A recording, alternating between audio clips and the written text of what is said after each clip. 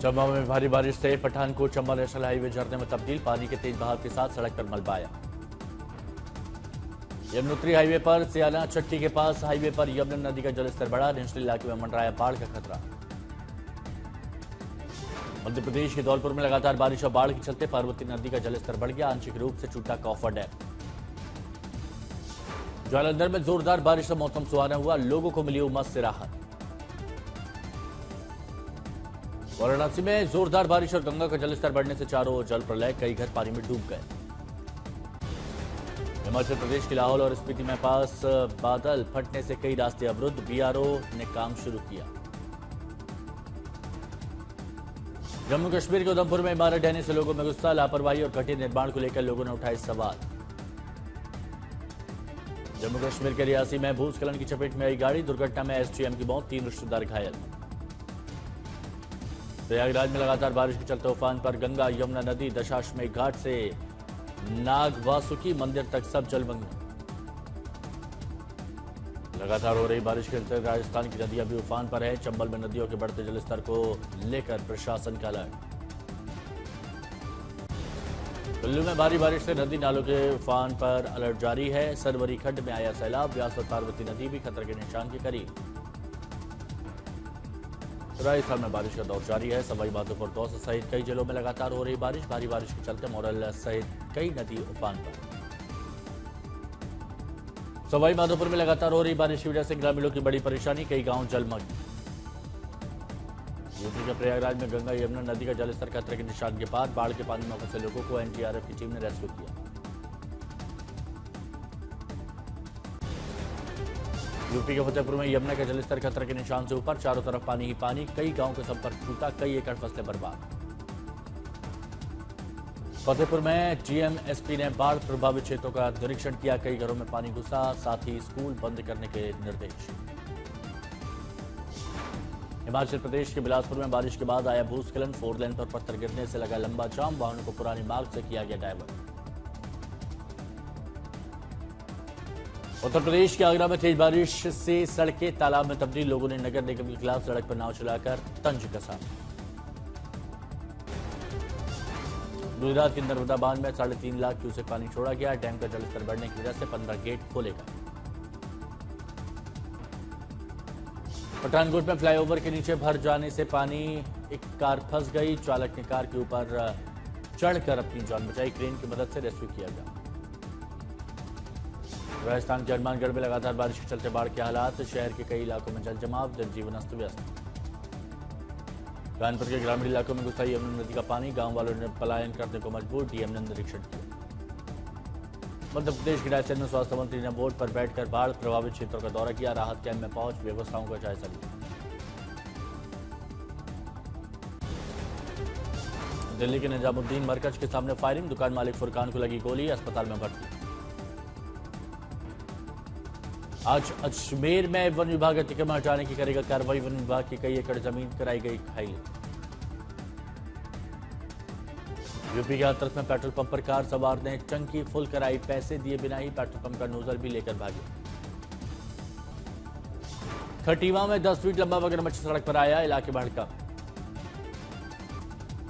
मेरठ में कॉलेज जा रही स्कूटी सवार छात्रा को इलेक्ट्रिक बस ने कुचला। मौके पर मौत। ड्राइवर 20 मीटर तक बॉडी को घसीटता रहा।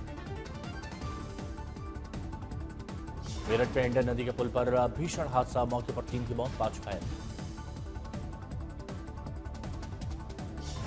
यूपी के मुजफ्फरनगर में एक नाबालिग अपहरण के बाद दुष्कर्म के मामले में फरार आरोपित को पुलिस ने गिरफ्तार किया।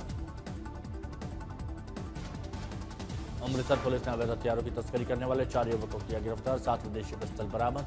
पाकिस्तान से जुड़े हैं तार।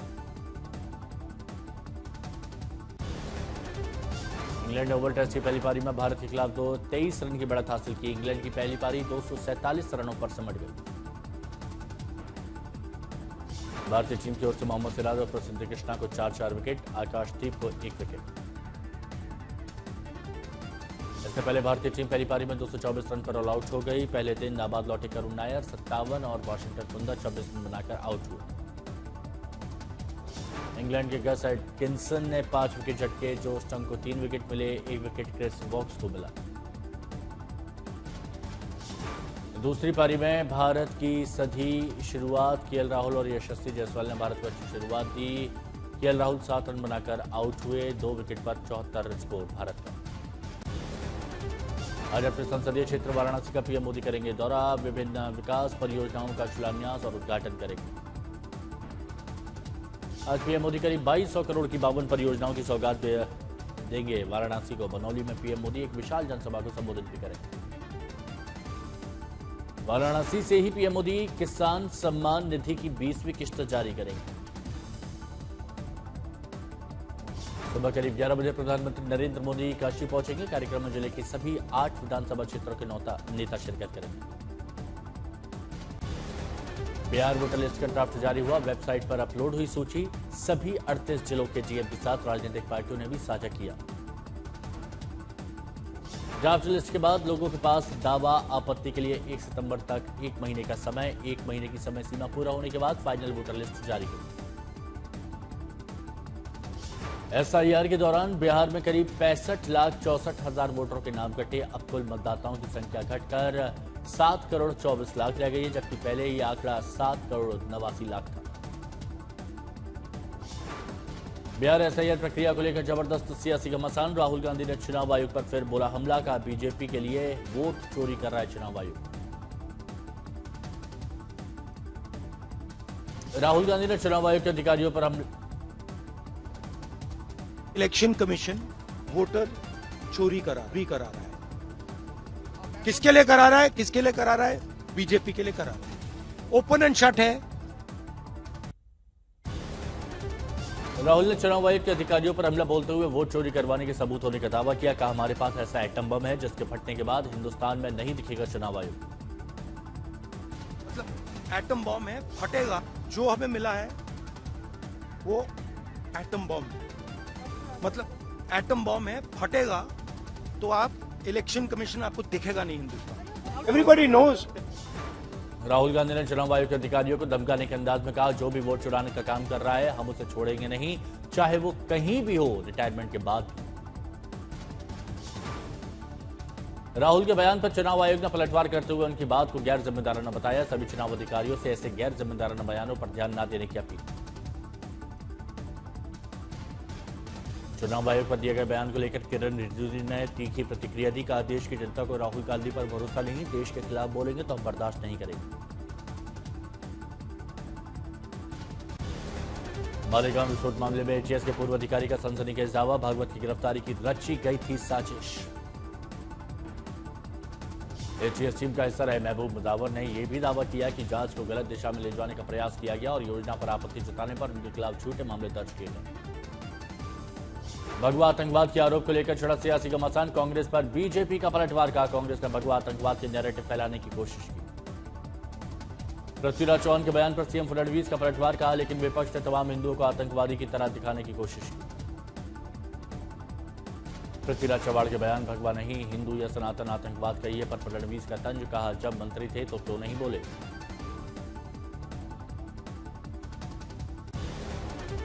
उत्तराखंड पंचायत चुनाव में बीजेपी को झटका। 358 जिला पंचायत सीटों के चुनाव में निर्दलीय की सबसे ज्यादा 128 सीट, बीजेपी को 124, कांग्रेस के खाते में 186। कुलगाम के अकल देवसर में आतंकवादियों और सुरक्षा बलों के बीच मुठभेड़। 2 से 3 आतंकी के फंसे होने की संभावना। राज्यसभा में सीआईएसएफ की तैनाती पर सियासी बवाल। मल्लिकार्जुन खड़गे ने उपसभापति को चिट्ठी लिख जताया विरोध। जयराम रमेश ने भी उठाए सवाल। बीजेपी का पलटवार। डेड इकोनॉमी के मुद्दे पर थरूर के अलग सुर। बोले हमारी अर्थव्यवस्था खस्ताहाल नहीं है। बीजेपी ने किया देश विरोधी ताकतों का गाइड बताकर राहुल पर फिर से हमला। नए उपराष्ट्रपति के चुनाव के लिए 9 सितंबर को होगा मतदान। चुनाव की अधिसूचना 7 अगस्त को जारी की जाएगी। नामांकन पत्र दाखिल करने की अंतिम तिथि 21 अगस्त। ईडी के अनुरोध पर अनिल अंबानी के खिलाफ लुकआउट सर्कुलर जारी। अनिल अंबानी अब अदालत की अनुमति के बिना भारत से बाहर यात्रा नहीं कर सकते।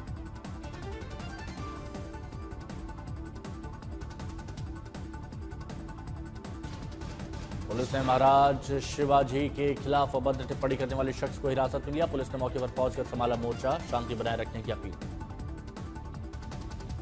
झड़प के बाद पुलिस ने पूरे इलाके में बढ़ाई सुरक्षा। पैदल मार्च भी निकाला। प्रशासन ने लोगों से संयम बरतने, अफवाहों पर ध्यान न देने की अपील की।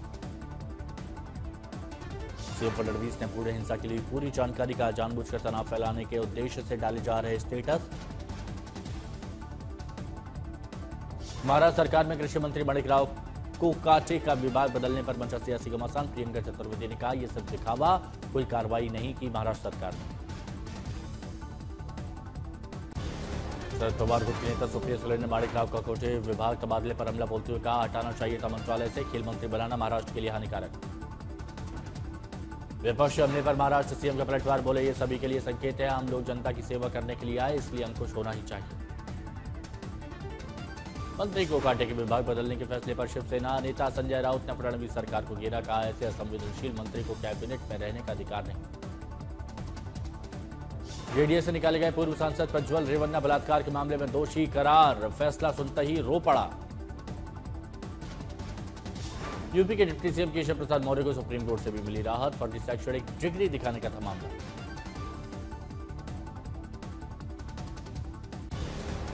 लखनऊ के सीएमओ कार्यालय में मैनकाइंड फार्मा द्वारा एक विशेष सम्मान समारोह का आयोजन।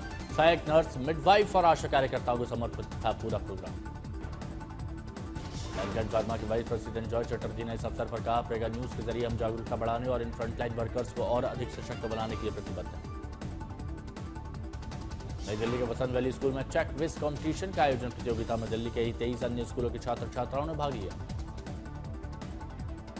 6 कैटेगरी में रखे गए इस कॉम्पिटिशन में 3 कैटेगरी में वसंत वैली स्कूल के छात्रों ने बाजी मारी और प्रथम पुरस्कार जीता। विजेता छात्र छात्राओं को सर्टिफिकेट और प्राइज दिए गए। बिहार में डोमिसाइल लागू करने की मांग को लेकर सीएम आवास तक प्रदर्शन करने जा रहे छात्रों को पुलिस ने रोका। छात्र नेता दिलीप को पुलिस ने हिरासत में लिया।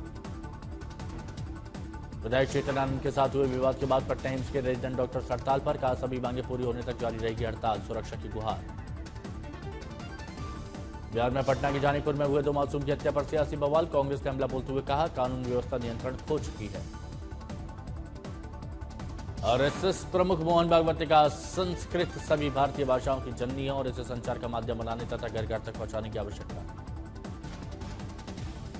दिल्ली के भारत मंडपम में 2 दिवसीय ड्रोन एक्सपो का आयोजन। सेना के लिए बन रहा खास तरह का ड्रोन।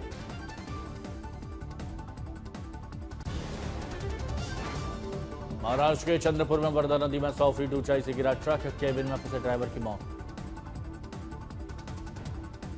यूपी के बिजौर में शराब के नशे में बाइक सवार की नाले में गिरने से मौत हो गई। 2 जेसीबी को से शव को किया रेस्क्यू।